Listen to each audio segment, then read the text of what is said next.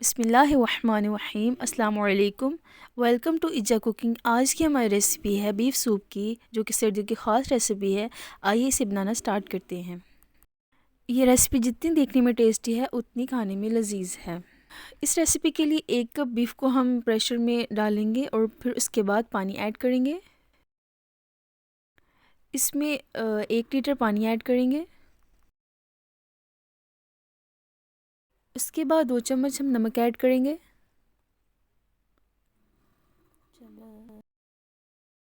उसके बाद हम प्रेशर कुकर को बंद करके इसको गलने के लिए रख देंगे। उसके बाद प्रेशर को बंद करने के बाद इसको 35 से 40 मिनट के लिए मीडियम फ्लेम पे हम पकाएंगे।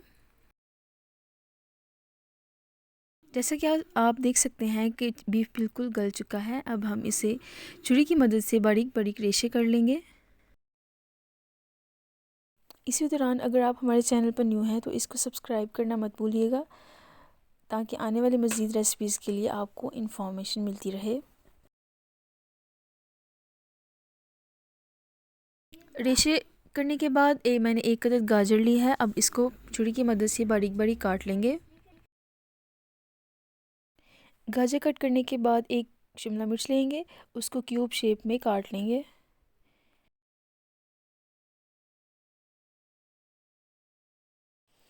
इस तरह से शिमला मिर्च को मैंने बारीक बारीक काट लिया है।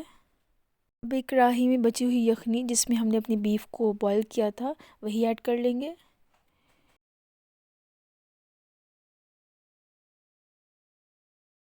उसके बाद कढ़ाई को ढककर इसको 1-2 बॉयल आने तक वेट करेंगे। इसके बाद एक साइड पे हमारे पास मटर हैं। 1 कप मटर, 1 कप गाजर और 1 कप शिमला मिर्च है। जैसे ही हमारी यखनी को बॉयल आएगा, इसमें हम मटर ऐड करेंगे।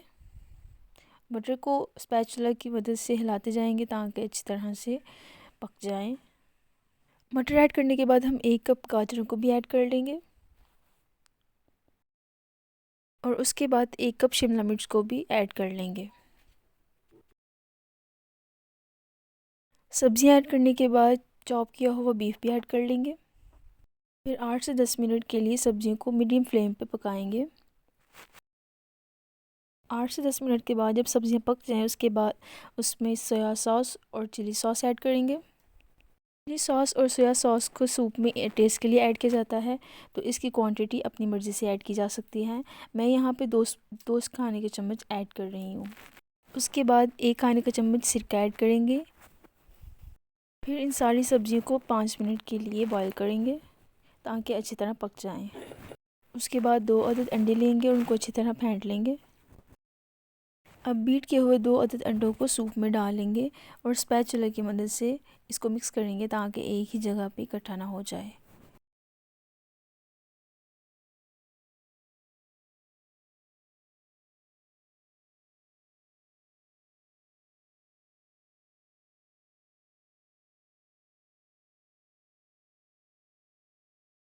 इसके बाद स्पैचुला की मदद से इसको अच्छी तरह मिक्स करेंगे ताकि अंडे के जो पीसेस हैं वो छोटे छोटे कट हो जाएं।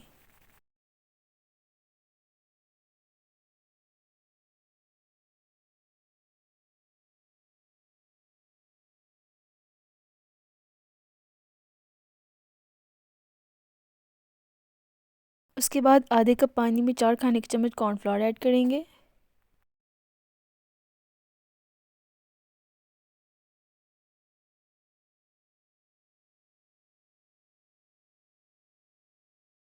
कॉर्नफ्लोर को मिक्स करने के बाद कढ़ाई में आहिस्ता आहिस्ता डालेंगे और इसे पकाएंगे।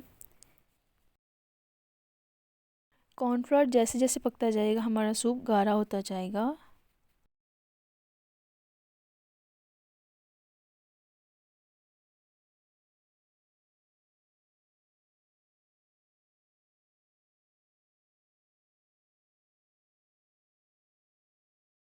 तीन से 5 मिनट तक इसको पकाने के बाद आप इसकी फ़ाइनल लुक देख सकते हैं।